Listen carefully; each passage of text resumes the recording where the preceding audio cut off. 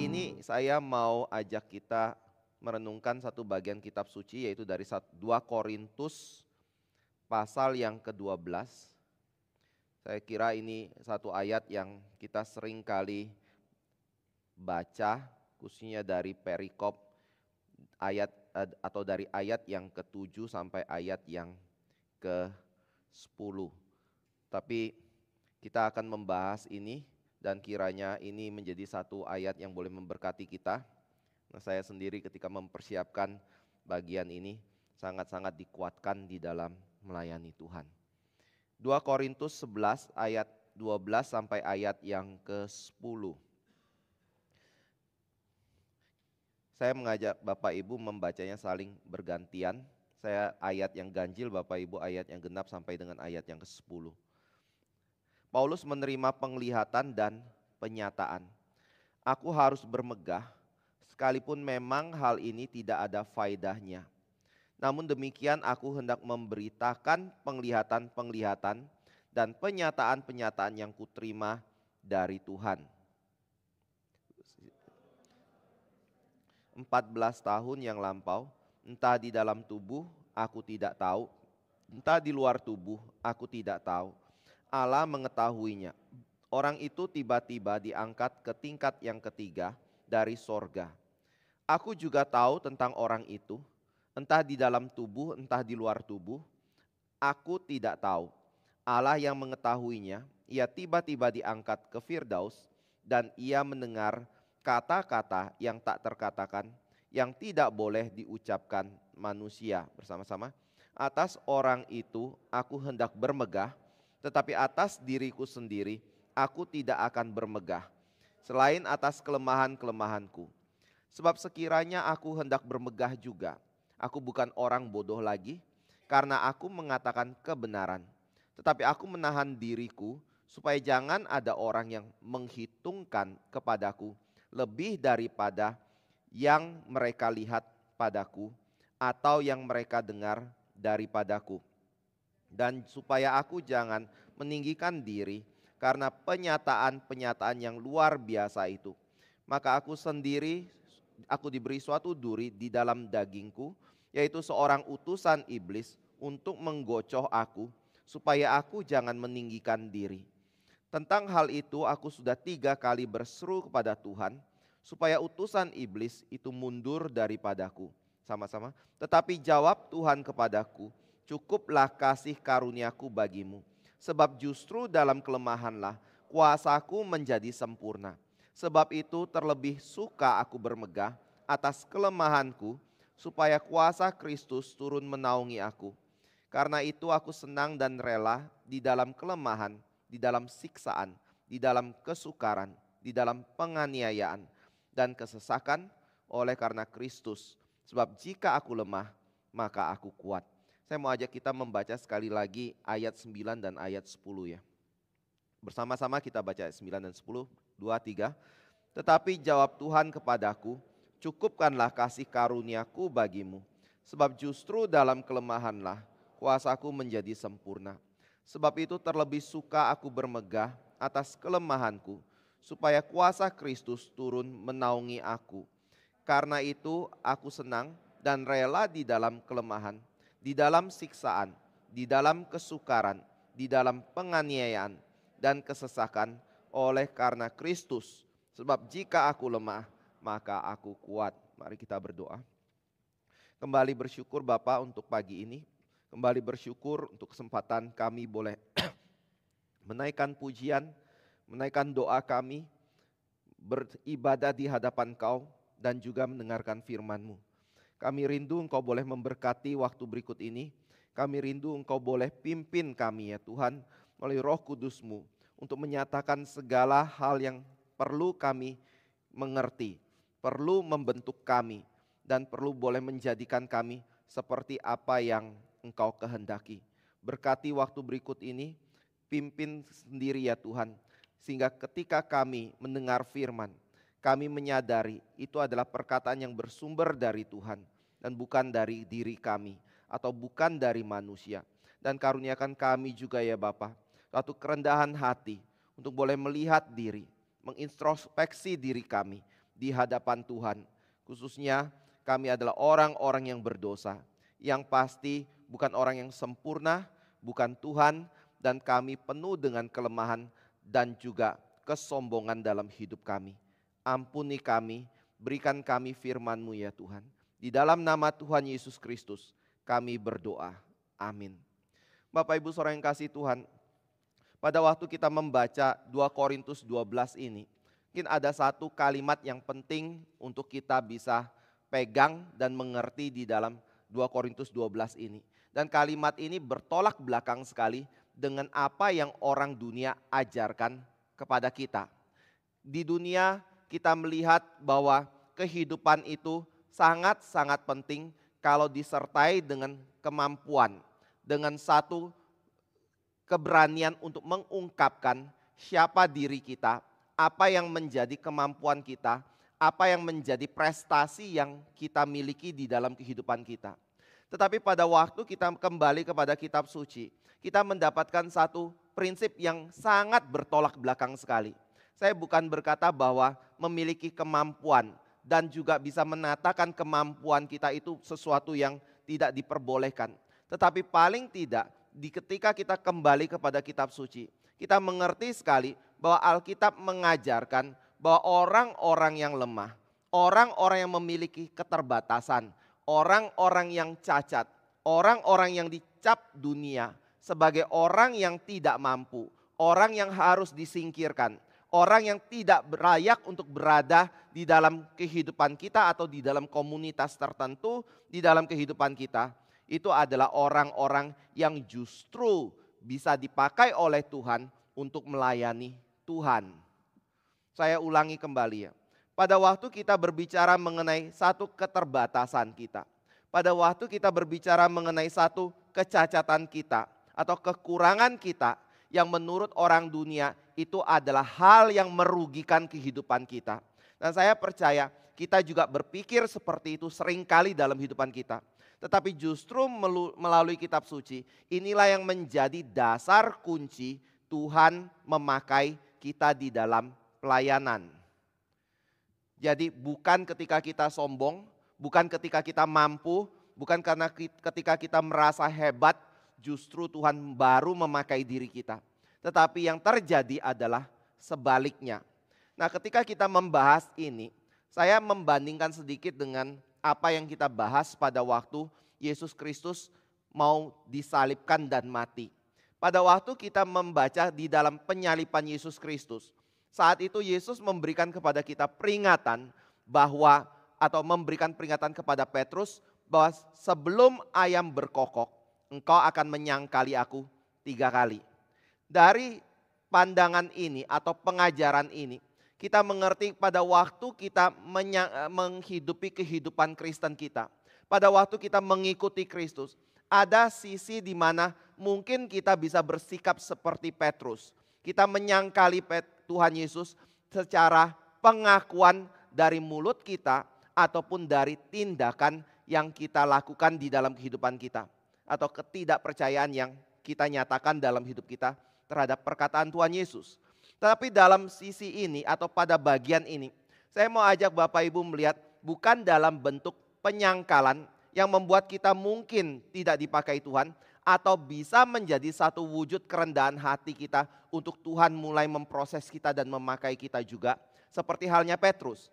Tetapi di dalam bagian ini yang kita mau lihat adalah tidak sampai mungkin kita menyangkali Yesus dalam hidup kita. Tetapi pada waktu kita melihat, oh, saya ternyata orang yang lahir di dalam kehidupan yang kurang baik. Oh, saya adalah orang yang mungkin terlahir sebagai orang yang kurang fasih dalam berbicara. Saya adalah orang yang terlahir sebagai orang yang punya kelemahan di dalam tubuh saya. Saya saat ini secara ekonomi kurang baik. Andai kata Tuhan boleh memberikan kondisi-kondisi yang lebih baik dalam hidup saya, maka saya akan bisa melayani Tuhan dengan lebih baik dan lebih memuliakan nama Tuhan. Jadi pada waktu kita membaca bagian ini, Paulus mau mengajak kita melihat, tidak harus sampai kita menyangkali Yesus untuk baru bisa diproses oleh Tuhan. Tetapi dalam hal-hal yang kita alami sehari-hari dalam hidup kita, hal-hal yang kita anggap merupakan kekurangan, seandainya itu disingkirkan dari hidup kita, kita bisa melayani Tuhan lebih baik lagi dalam hidup kita. Itu yang ingin disorot oleh Paulus di dalam bagian ini. Menarik, di dalam pembahasan seminar kemarin oleh Vicaris Mercy di Solo, Vicaris Mercy ada bilang kayak gini, kadang-kadang kita berpikir bahwa kalau saya mau melayani Tuhan, bukan sekarang waktunya. Tetapi ketika saya sudah disembuhkan, baru saya mau melayani Tuhan. Kalau saya mau melayani Tuhan, bukan sekarang waktunya. Karena apa? Saat ini saya belum memiliki pekerjaan yang tetap. Atau saya belum memiliki pekerjaan. Itu sebabnya saya berdoa dulu kepada Tuhan supaya saya diberikan pekerjaan. Kalau pekerjaan itu sudah saya terima dalam hidup saya, baru saya akan melayani Tuhan. Tapi pada waktu Vicaris Mercy menggunakan kalimat-kalimat ini, yang saya juga sering kali temukan di dalam layanan dan pembicaraan dengan orang-orang.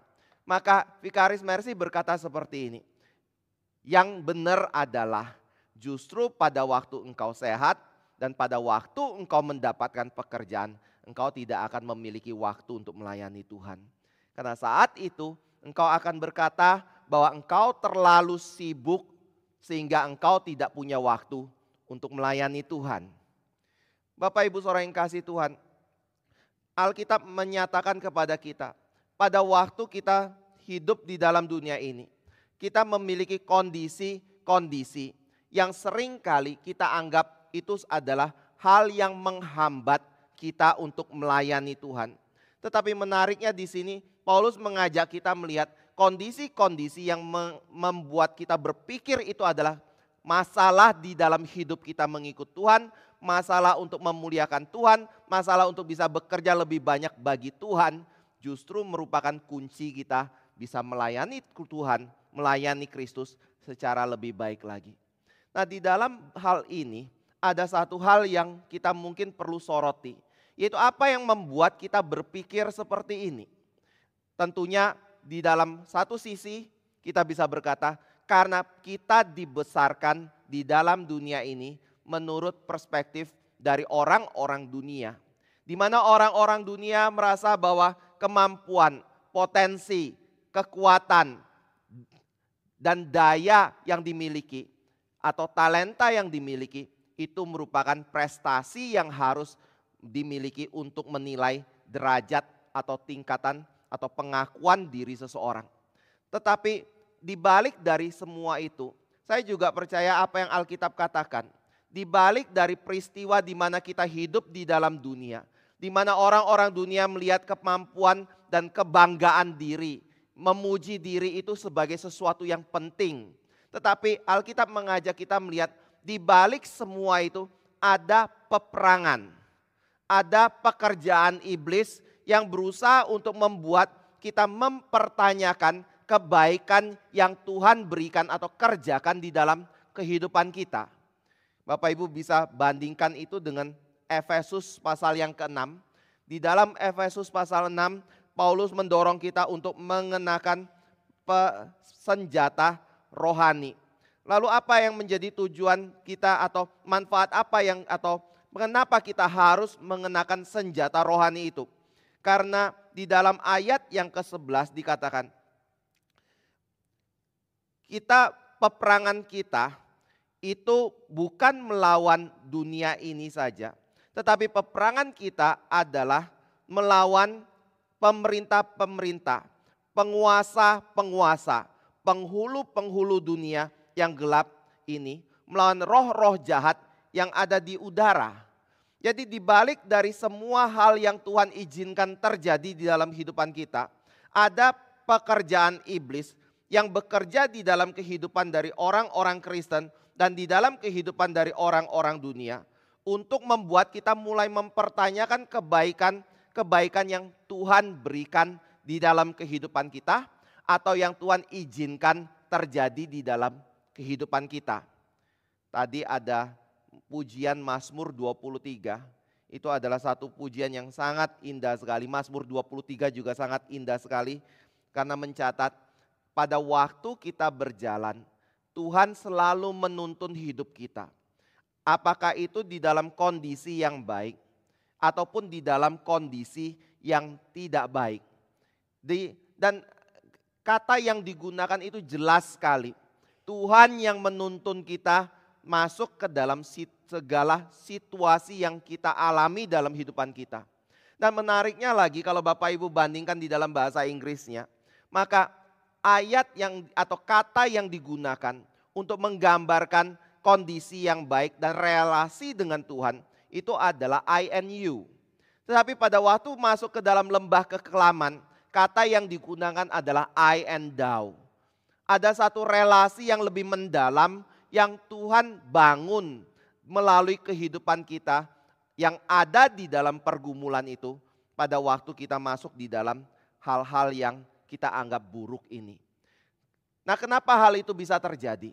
Karena ada iblis yang berusaha untuk membuat kita mempertanyakan semua kebaikan Tuhan dalam hidup kita.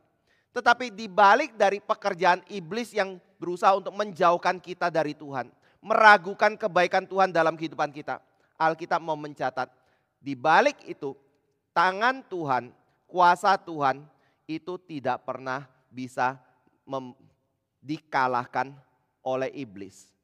Saya percaya ini adalah hal yang penting ketika kita berbicara mengenai kelemahan yang kita miliki dalam diri kita dan ujian atau pencobaan yang iblis lakukan dalam kehidupan kita, atau peperangan dan usaha yang iblis berusaha lakukan untuk menggagalkan kesaksian hidup kita dan ketaatan kita di hadapan Tuhan dan untuk melayani Tuhan. Nah, Bapak Ibu Saudara yang kasih Tuhan, apa yang membuat tadi kita bicara? Paulus di sini mengatakan bahwa limitasi atau keterbatasan kita itu menjadi satu kunci untuk kita dipakai oleh Tuhan. Kalau kita bicara seperti ini, ada baiknya kita mundur ke dalam beberapa pasal yang sebelumnya. Kalau kita perhatikan dari sikap Paulus sendiri, mungkin kita akan berpikir, oh Paulus adalah orang yang hebat, orang yang kuat, orang yang tidak pernah menyerah di dalam pelayanannya, orang yang ketika dirajam hampir mati, bangkit kembali dengan segala keyakinan dan kekuatan untuk melayani Tuhan kembali. Sehingga kita berpikir bahwa Paulus adalah orang yang begitu luar biasa sekali. Kalau saya ingin melayani Tuhan, kriterianya adalah seperti Paulus yang begitu pemberani, pantang menyerah, tidak takut bahaya, tidak takut musibah, tidak takut ancaman terhadap nyawanya. Tetapi kalau Bapak Ibu perhatikan dari perspektif Paulus punya kehidupan yang lain, yang dikatakan oleh bagian ini dalam bentuk yang kita bisa mengerti, tetapi dalam bahasa yang ditulis secara sarkastik seperti itu. Maka kita mendapatkan ternyata pandangan kita terhadap Paulus itu tidak sepenuhnya dimengerti oleh orang-orang Kristen yang ada di Korintus. Misalnya kalau Bapak Ibu baca di dalam 2 Korintus 10 ayat yang pertama.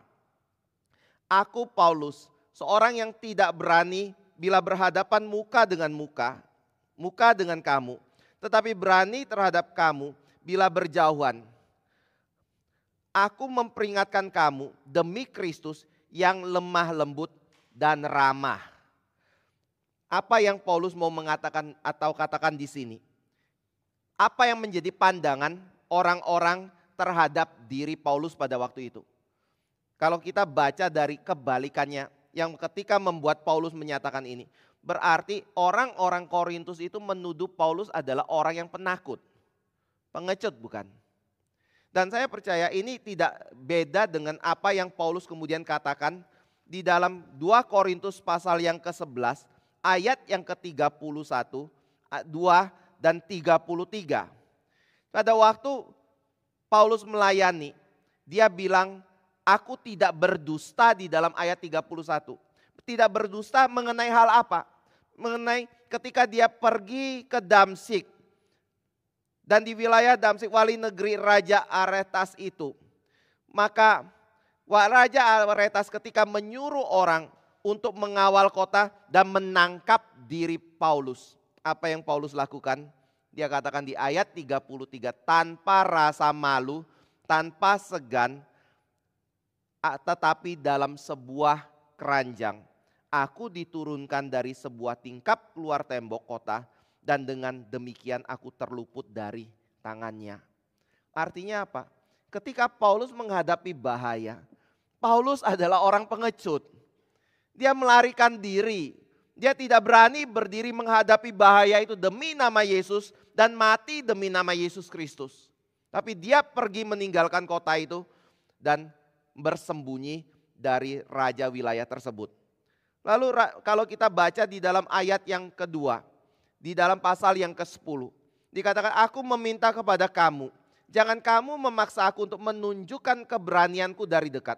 Sebagaimana aku berniat bertindak keras terhadap orang-orang tertentu yang menyangka bahwa kami hidup secara duniawi.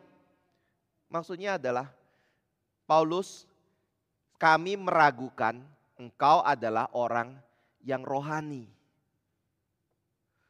Bapak Ibu saudara yang kasih Tuhan, menarik ya. Kenapa orang-orang Korintus menuduh Paulus tidak rohani? Mungkin salah satu sebabnya adalah Paulus mengajarkan boleh makan segala macam makanan. Apakah itu yang dipersembahkan kepada berhala ataukah itu yang tidak dipersembahkan kepada berhala? Karena kita tahu hanya ada satu Tuhan saja dan itu membuat kita boleh memakan itu semua. Tetapi jangan lupa ada orang-orang Kristen Yahudi yang bersumber dari Yerusalem yang sangat tidak setuju hal ini. Mereka menganggap tindakan itu mencemarkan hukum Musa. Dan saya kira itu yang membuat orang-orang di Korintus termakan untuk berkata bahwa dia bukan orang yang rohani. Dia adalah orang duniawi. Apalagi kalau kita lihat Titus. Titus tidak pernah Paulus suruh sunat ketika melayani. Jadi apa yang diajarkan Tuhan melalui hukum Musa sepertinya itu menjadi hal yang dilanggar oleh Paulus. Kemudian kalau Bapak Ibu baca ayat yang ke-7, di situ ada hal lain lagi yang dicatat atau dituduhkan kepada Paulus. Ayat yang ke-7, tengoklah yang nyata di depan matamu. Kalau ada seorang benar-benar yakin bahwa ia adalah milik Kristus, hendaklah ia berpikir di dalam hatinya bahwa kami juga adalah milik Kristus, sama seperti dia. Maksudnya bagaimana? Hal yang ketiga adalah jangan-jangan Paulus bukan seorang yang percaya kepada Kristus, dia bukan orang yang ada di dalam anggota tubuh Kristus. Jadi pertama, mereka mencap Paulus orang penakut. Yang kedua, mereka mencap Paulus orang duniawi. Yang ketiga, mereka mencap jangan-jangan Paulus adalah orang bukan Kristen. Tapi kalau ada yang lebih mild lagi berkata, dia mungkin adalah orang Kristen. Tetapi level dia itu di bawah orang Kristen yang rohani. Orang Kristen yang super itu. Di mana ini dikatakan? Di ayat yang ke-12. Memang kami tidak berani menggolongkan diri kepada atau membandingkan diri dengan orang-orang tertentu yang memujikan diri sendiri. Jadi Paulus berkata secara level rohani mungkin kami adalah orang Kristen. Tetapi orang-orang Korintus berkata engkau adalah orang Kristen tingkat kedua atau engkau adalah hamba Tuhan atau rasul tingkat yang kedua. Kala dibandingkan dengan para rasul yang lain atau orang-orang Kristen yang lain tersebut yang melayani di Korintus ini. Tapi Bapak Ibu saudara yang kasih Tuhan, ketika Paulus menghadapi semua tuduhan ini, apa yang Paulus kemudian katakan? Sangat menarik sekali. Pada waktu Paulus mendapatkan tuduhan itu, dia ada sedikit memberikan pembelaan diri. Tapi pada waktu dia memberikan pembelaan diri, dia menggunakan ada dua cara atau mungkin satu cara untuk mengatakannya atau mungkin bisa dikatakan dua cara. Tetapi kemudian dia menarik satu kesimpulan yang sangat penting sekali. Caranya bagaimana? Pertama adalah Paulus berkata, kamu meninggikan dirimu sebagai orang yang berkata, engkau orang yang rohani, engkau adalah orang yang baik, engkau adalah orang yang memiliki iman, engkau adalah orang yang memiliki hal-hal yang luar biasa, bukan? Tetapi di dalam pasal yang ke-11, Paulus berkata, kalau engkau ingin membanggakan hal-hal dunia itu, maka aku bisa membanggakan hal itu juga. Tetapi aku mau katakan, ini bukan sesuatu yang diajarkan Tuhan Yesus. Kita bisa baca itu di dalam pasal yang ke-11.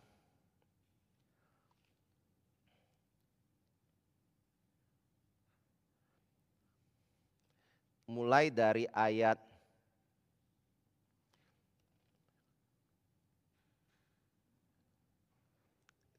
dari 16 aja ya.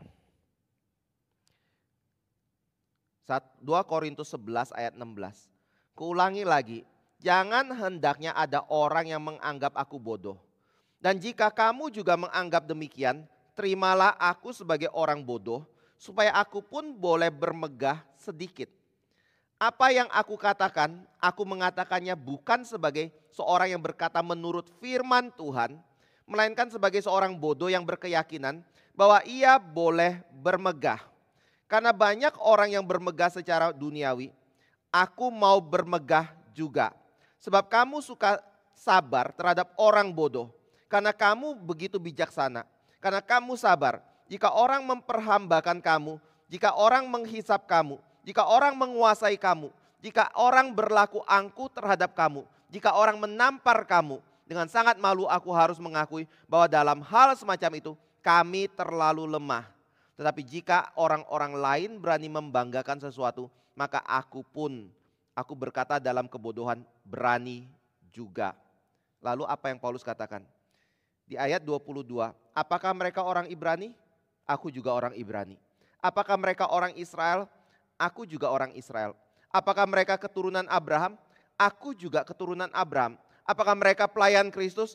Aku berkata seperti orang gila, aku lebih lagi. Aku lebih banyak berjeri lelah, lebih sering di dalam penjara, didera, di luar batas, kerap kali dalam bahaya maut. Dan seterusnya Bapak Ibu bisa baca bagaimana Paulus mengalami penderitaan-penderitaan dan kesulitan-kesulitan di dalam pelayanan yang dia alami tersebut.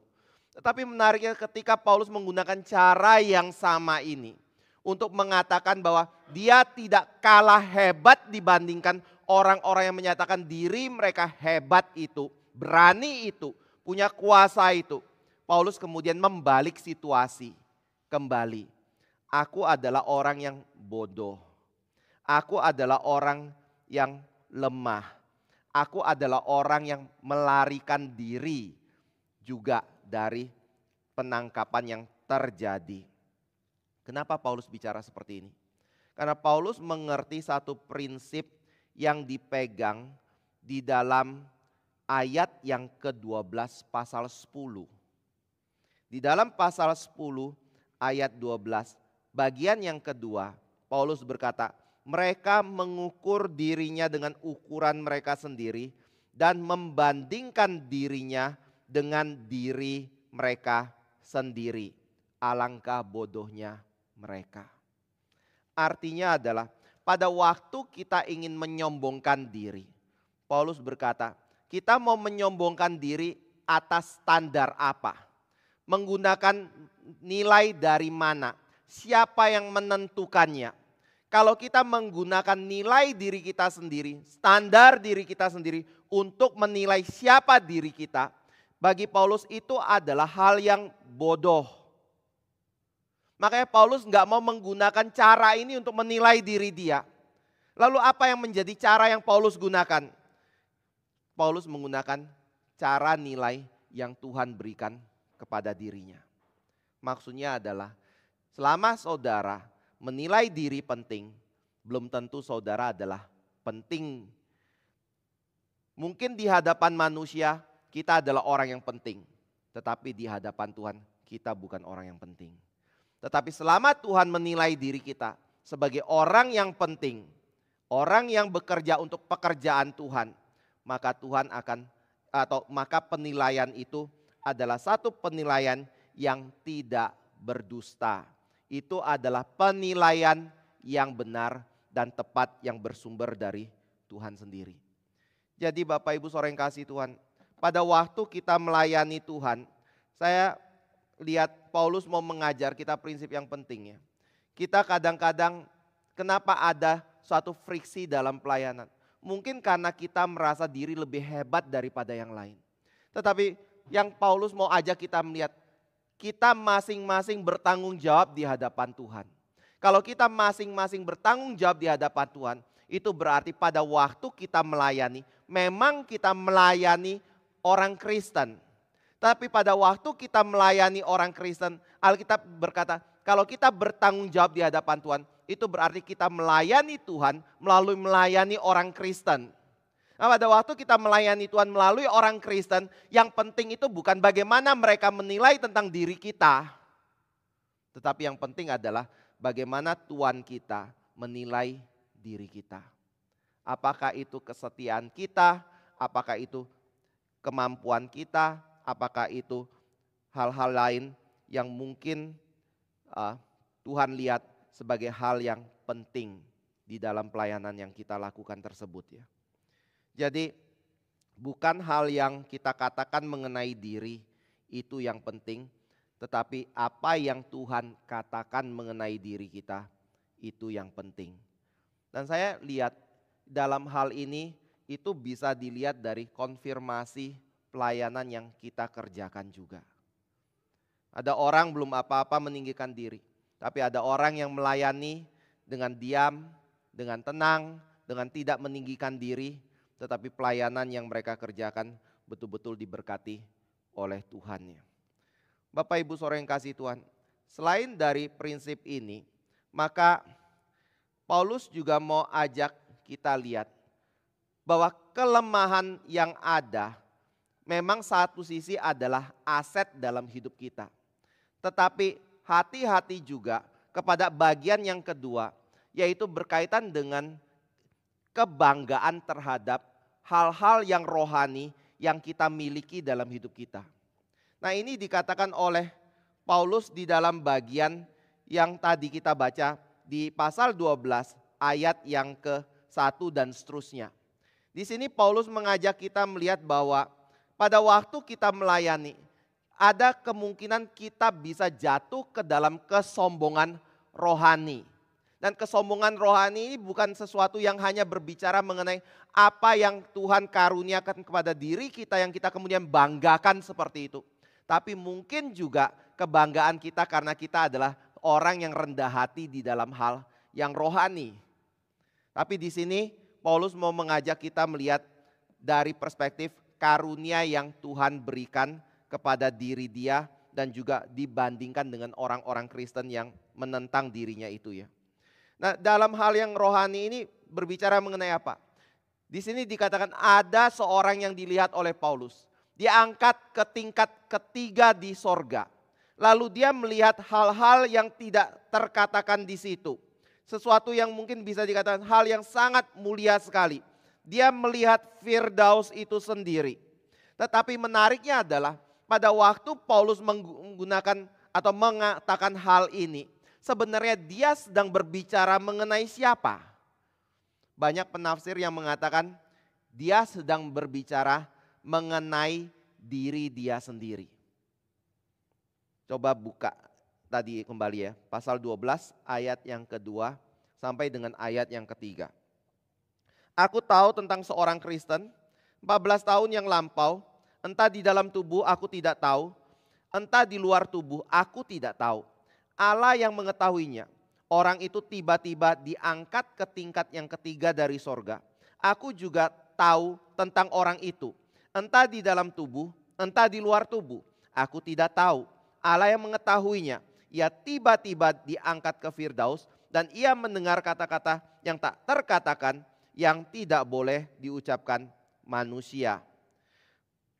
Lalu ayat 5, atas orang itu aku hendak bermegah, tetapi atas diriku sendiri aku tidak akan bermegah selain atas kelemahan-kelemahanku. Nah, waktu kita baca ayat 2 sampai ayat 4 ini, ada satu pertanyaan yang muncul yang membuat para penafsir itu mengatakan ini pasti Paulus sendiri yang diangkat. Tahu dari mana? Karena Paulus sendiri melihat orang itu. Dia melihat orang itu di mana? Di tingkat ketiga sorga, di Firdaus. Kalau Paulus bisa melihat orang itu ada di Firdaus, berarti dia juga ada di Firdaus. Itu sebabnya banyak orang berkata, ini bicara tentang Paulus sendiri. Tapi kenapa Paulus itu menggunakan kata ganti orang ketiga di situ? Kenapa dia tidak mau mengatakan bahwa itu aku sendiri yang diangkat oleh Tuhan ke sorga? Karena dia mengerti cara Tuhan bukan seperti itu. Cara Tuhan bukan dengan membuat diri kita, meninggikan diri kita, lalu membanggakan apa yang Tuhan kerjakan, berkat-berkat rohani yang kita miliki di dalam kehidupan kita. Saya kira prinsip ini adalah prinsip inkarnasi Kristus. Waktu Yesus datang ke dalam dunia, dia menanggalkan segala kemuliaannya. Walaupun dia memiliki karunia yang begitu luar biasa sekali sebagai seorang manusia, walaupun dia bisa buktikan bahwa Allah menyertai dia, tetapi dia begitu rendah hati sekali di dalam melayani di tengah-tengah dunia ini. Bapak Ibu saudara yang kasih Tuhan, Paulus juga menjalankan prinsip ini ya. Dia tidak menyombongkan diri, dia merendahkan diri, dia tidak mau membanggakan karunia yang dia terima itu. Padahal bukankah itu sesuatu yang sangat-sangat suka dibanggakan orang. Bapak Ibu tahu kan belum berapa lama ada orang yang suka pergi ke neraka. Itu langsung disebarkan ke media sosial. Bapak Ibu pernah dulu sebelum orang pergi ke neraka, orang suka pergi ke sorga. Itu pun disebarkan ke semua literatur yang ada. Kalau kita ngalami hal-hal rohani, itu hal yang membanggakan. Saya yakin itu sesuatu yang bisa memberi kekuatan bagi diri kita. Tapi aneh sekali, Paulus tidak membanggakan itu. Bahkan dia menggunakan orang ketiga supaya diri dia itu tidak disanjung-sanjung seperti itu. Kenapa? Karena yang namanya karunia, itu karunia. Yang namanya karunia, itu pemberian. Yang namanya karunia, itu sesuatu yang dianugerahkan tanpa syarat yang kita tunjukkan dalam hidup kita. Bapak Ibu bisa bertumbuh di dalam kerohanian yang lebih baik daripada yang lain. Itu bukan karena kita lebih rajin belajar. Ada orang yang belajarnya sampai S3, tetap gak ngerti hal rohani. Kita punya kemampuan yang lain untuk melayani, bukan hanya pengetahuan firman, tapi bijaksana, mungkin hikmat, satu kepekaan dan karunia yang lebih daripada orang lain. Bahkan mungkin lebih banyak daripada orang lain sehingga kita bisa melayani lebih banyak daripada orang lain. Tapi tetap itu adalah pemberian yang sama sekali tidak ada sangkut pautnya dengan kemampuan diri dan kelayakan diri kita. Tuhan yang memberi itu semua. Kalau Tuhan yang memberi itu, apa yang kita bisa sombongkan? Saya yakin gak ada yang kita bisa sombongkan. Karena itu bukan sesuatu yang menjadi milik kita dari diri kita sendiri. Saya kira walaupun bahkan seseorang itu terlahir dengan begitu besar bakat yang dimiliki, tetap yang namanya bakat itu bukan karena dia hebat. Karena banyak orang yang berbakat, keluarganya gak berbakat sama sekali. Kalau itu bukan pemberian Tuhan, itu dari mana? Jadi Bapak Ibu saudara yang kasih Tuhan, hal yang rohani itu bisa menjadi sesuatu kesombongan dalam hidup kita. Tetapi kita harus mengerti bahwa ini bukan prinsip kitab suci. Prinsip kitab suci adalah kita harus mengerti bahwa hal yang rohani, hal yang lebih unggul dari saudara kita yang lain, itu merupakan karunia yang Tuhan berikan di dalam kehidupan kita. Nah, kenapa Tuhan ingin kita mengerti hal ini? Kenapa Tuhan tidak ingin kita hidup seperti orang dunia yang begitu meninggikan diri dan menganggap kemampuan diri, pencapaian diri itu hal yang penting? Atau prestasi kita di dalam pelayanan itu sesuatu yang penting? Jawabnya ada dua. Pertama adalah pada waktu kita menyombongkan diri, menganggap diri kita hebat, di situ mata kita tidak tertuju lagi kepada salib Kristus. Yang kedua adalah pada waktu kita merasa lebih mampu dari orang lain, saat itu kita tidak lagi bergantung kepada Tuhan. Bapak Ibu Saudara yang kasih Tuhan, salib Kristus menandakan kelemahan bagi dunia, tetapi salib Kristus menandakan apa? Kekuatan Allah. Salib Kristus menandakan kebodohan dari dunia, tetapi salib Kristus menandakan kuasa Tuhan yang menyelamatkan hidup kita. Dan Paulus ingin kita melihat ketika kita merasa diri kita mampu, kuat, itu otomatis membuat kita merasa tidak membutuhkan salib. Pada waktu kita bisa mengerjakan segala sesuatu, pada waktu itu kita mungkin tidak bergantung kepada Tuhan lagi. Maka ini dua hal yang penting untuk kita bisa pahami ya dari 2 Korintus pasal yang ke-12 ini. Nah, untuk membuat Paulus rendah hati setelah dia mendapatkan satu penglihatan yang begitu luar biasa bagaimana? Di sini Paulus katakan Tuhan mengutus iblis. Ada seorang utusan, bukan Tuhan ya. Kalau saya ngomong kayak gini mungkin ada yang kaget ya. Tuhan mengutus iblis, tapi di sini bicara utusan iblis untuk menggocok aku. Kenapa saya bilang Tuhan mengutus iblis? Karena iblis nggak mungkin bisa mengganggu kita kalau Tuhan nggak izinkan. Itu terjadi di dalam kitab Ayub. Iblis harus meminta persetujuan Tuhan terlebih dahulu, baru iblis bisa mencobai Ayub. Selama Tuhan memasang pagar yang menjaga Ayub, tidak ada satupun kuasa iblis yang bisa menerobos pagar itu untuk mencobai Ayub. Dan di dalam Tawarik ataupun di dalam kitab Raja-Raja ada kalimat juga. Daud dicobai oleh iblis, tetapi juga ada kalimat Daud diuji atau saya pakai istilah dicobai oleh Tuhan juga ya. Jadi pada waktu kita mengalami hal-hal ini, seperti halnya Paulus di sini. Paulus mengerti sekali prinsip kalau apa yang dia alami itu pasti bersumber dari iblis. Tetapi menariknya ketika saudara bandingkan dengan ayat 9 dan seterusnya, saudara tahu Paulus walaupun mengetahui bahwa apa yang dia alami itu bersumber dari iblis, tetapi yang berkuasa tetap adalah Tuhan, bukan iblis itu. Nah di sini dikatakan utusan iblis itu yang datang untuk menggocok aku. Maksudnya apa utusan iblis ini? Bapak Ibu mungkin bisa baca komentari, ada banyak sekali tafsiran di situ. Ada yang mengatakan mungkin ini bicara tentang Paulus yang sakit tubuhnya. Ada yang mengatakan Paulus yang mengalami cacat. Ada yang mengatakan mata Paulus kurang baik seperti itu. Tapi kalau Bapak Ibu baca dari pasal 10 tadi, utusan iblis itu tidak harus dimengerti cacat fisik. Tetapi utusan iblis mungkin bisa dimengerti sebagai satu labeling yang orang-orang Kristen berikan kepada diri Paulus. Ketidaksempurnaan dia, ketidaklayakan dia sebagai orang yang dikatakan orang untuk memimpin orang Kristen. Sesuatu labeling dia adalah pengecut. Satu labeling dia kurang rohani. Satu labeling yang mengatakan dia adalah orang yang mungkin level rohaninya di bawah. Kurang dewasa di dalam rohani dibandingkan yang lain. Dan itu sesuatu yang mungkin tiap kali Paulus bangun dari hidupnya, dari tidurnya. Dia terlintas pemikiran-pemikiran seperti ini yang kemudian dipakai oleh iblis untuk kemudian mencobai Paulus.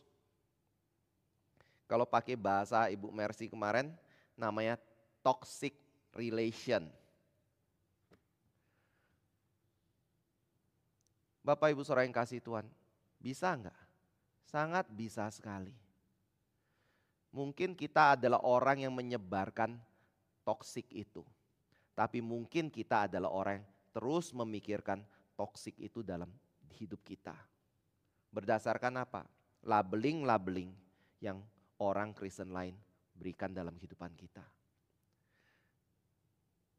Nah, dalam hal ini apa yang Paulus lakukan? Alkitab bilang Paulus berdoa sih. Meminta hal itu disingkirkan dari hidup dia. Tetapi apa yang terjadi? Tidak ada yang disingkirkan. Berapa lama Paulus berdoa? Sangat kontras mungkin dengan doa kita. Pada waktu kita misalnya mengalami sakit, pada waktu kita mengalami pencobaan, pada waktu kita mengalami ujian atau pada waktu kita mengalami hal-hal yang mengecewakan dalam hidup kita dan seterusnya. Bapak Ibu saudara yang kasih Tuhan, umumnya orang Kristen berdoanya makin ngotot atau tidak ngotot. Saya pernah sharing ya, dulu waktu saya isi radio tiap pagi di Petra, biasanya ada orang yang minta doa. Dan selalu rutin ada orang yang sama, selalu minta doa kesembuhan. Tiap pagi, sangat-sangat persisten sekali. Tetapi pada waktu Paulus mengalami hal itu, yang menarik adalah Paulus gak sepersisten itu loh. Dia nggak makin ngotot tiap hari doa supaya Tuhan menjawab doanya. Duri dalam daging itu disingkirkan dari hidup dia. Tetapi Paulus membatasi dirinya cukup sampai 3 kali dia berdoa. Nah, kenapa 3 kali? Ada yang menafsirkan karena Yesus di Taman Getsemani itu berdoa sampai 3 kali saja. Saya kira mungkin ada bisa dikomparasi seperti itu. Tetapi di balik dari komparasi itu atau meneladani Yesus Kristus, ada hal yang penting. Setelah Yesus berdoa 3 kali, apa yang dia lakukan? Dia mempercayakan hidup dia dan apa yang akan dialami ke dalam tangan Bapaknya. Nah, Paulus juga pada waktu dia sudah berdoa 3 kali. Apapun yang terjadi, dia juga sadar satu hal, saya harus serahkan ke dalam tangan Tuhan. Kalau Tuhan ingin bebaskan, akan bebaskan. Kalau Tuhan tidak akan bebaskan, dia akan tetap ngalami itu dalam hidup dia. Yang terjadi pada Paulus apa? Tuhan bebaskan tidak? Tidak. Karena Tuhan tidak bebaskan artinya apa? Ada perubahan tidak? Ya dan tidak. Perubahannya apa yang tidak dialami? Dia tidak lepas daripada duri dalam daging itu. Sampai kapan? Mungkin sampai dia mati. Ada yang berubah tidak? Ada. Yaitu apa? Perspektif dia. Cara pandang dia itu berubah. Mulai hari itu dia tidak merasa atau dia tidak melihat disingkirnya duri dalam daging itu hal yang penting. Mulai hari itu dia tidak melihat bahwa kekuatan fisik itu hal yang utama di dalam melayani Tuhan. Tapi mulai hari itu dia melihat di dalam kelemahanlah justru nama Tuhan itu ditinggikan. Dan justru baru Tuhan bisa menyatakan kuasanya secara sempurna di dalam kehidupan dari Rasul Paulus. Nah, ini yang saya katakan sangat menguatkan sekali ya. Karena di dalam kita menjalani pelayanan dan hidup, saya yakin sekali nggak ada orang yang sempurna. Di dalam kita menjalani pelayanan, kalau kita sungguh-sungguh murni untuk Tuhan, nggak ada orang yang setuju 100% dengan apa yang kita lakukan. Dan itu membuat ada pro dan kontra, ada yang positif, ada yang negatif terjadi dalam hidup kita. Dan pada waktu kita mengalami itu, apa yang utama? Kita seringkali berpikir, kalau andai kata tidak ada cacat dalam hidupku. Kalau andai kata saya tidak mengalami masa lalu seperti ini dalam hidupku. Kalau andai kata saya menjadi orang seperti dia dalam hidupku. Maka saya bisa lebih memuliakan Tuhan. Tuhan ngomong, tidak. Justru engkau tidak memuliakan aku. Tapi engkau mungkin meninggikan dirimu sendiri. Bapak Ibu saudara yang kasih Tuhan. Dalam kelemahan, justru di situ kemuliaan Tuhan makin dinyatakan. Tapi iblis suka memakai apa yang Tuhan berikan dalam hidup kita untuk menjadi satu cobaan supaya kita meragukan kasih Tuhan, kesetiaan Tuhan, kebaikan Tuhan, bijaksana Tuhan, pemeliharaan Tuhan, kuasa Tuhan, dan seterusnya. Itu yang dilakukan iblis ya.